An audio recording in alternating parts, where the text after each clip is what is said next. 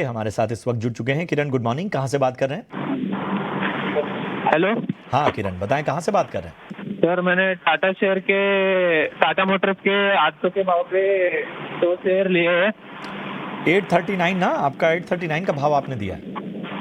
हाँ, 839 है सर। ओह। 839 का भी है और एट दो दो अकाउंट है, हम्म। दोनों में भी लॉस है।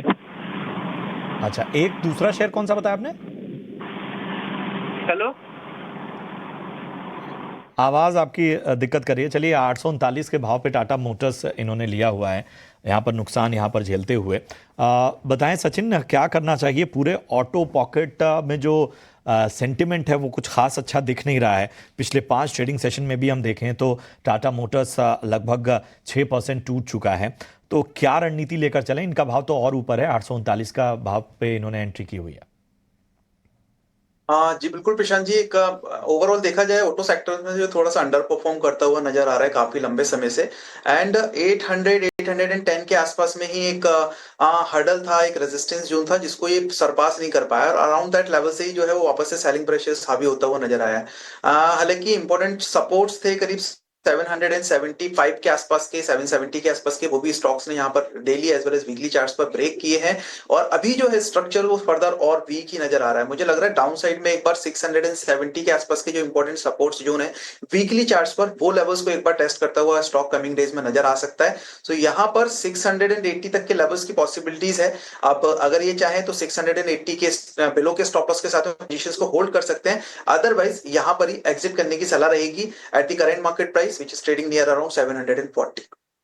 ठीक है, तो आपको एक अहम सलाह यहाँ से निकल जाने की सलाह आपको मिलती है। 760 के स्तर को ध्यान में रखिए। गौर हमारे साथ इस वक्त जुड़ चुके हैं। अभी कहाँ से बात कर रहे हैं? Good morning.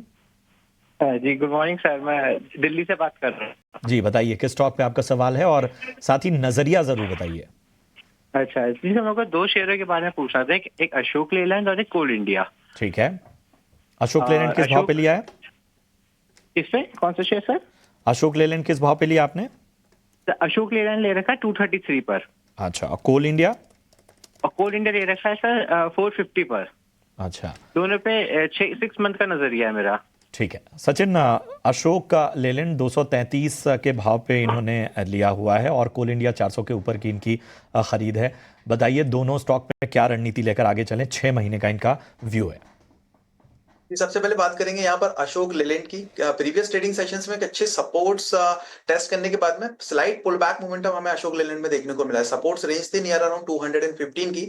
यहाँ पर प्रायर जो अपवर्ड मोमेंटम हमने देखा था करीब 200 से लेके 235 के आसपास में, उसका एक रिट्रेसमेंट अगर देखें तो 61.8% गोल्डन रेशियोज के आसपास से जो है वो मोमेंटम से यहाँ पर अप साइड में मूव करता हुआ और लाइक रिवर्स होता हुआ स्टॉक नजर आया है। तो यहाँ पर 6 महीने का इनका ओवरव्यू लाइक होल्डिंग पीरियड है। तो मुझे लगता है पोजीशंस को डेफिनेटली यहाँ पे होल्ड करना चाहिए। प्रोफेशनली बेसिस पे एक स्टॉप लॉस यहाँ पे सजेस्ट करूंगा नियर अराउंड 205 का। उसके स्टॉप लॉस के साथ में पोजीशंस को होल्ड रखिए। अपसाइड में जैसे 225 के आसपास के लेवल्स ब्रेक होते हैं तो फिर पॉसिबली यहाँ पर जो मोमेंटम है वो करीब 240 250 तक के लिए कंटिन्यू होता हुआ नजर आ सकता है अशोक लेलैंड में। सो पोजीशंस में बने रहने की सलाह रहेगी।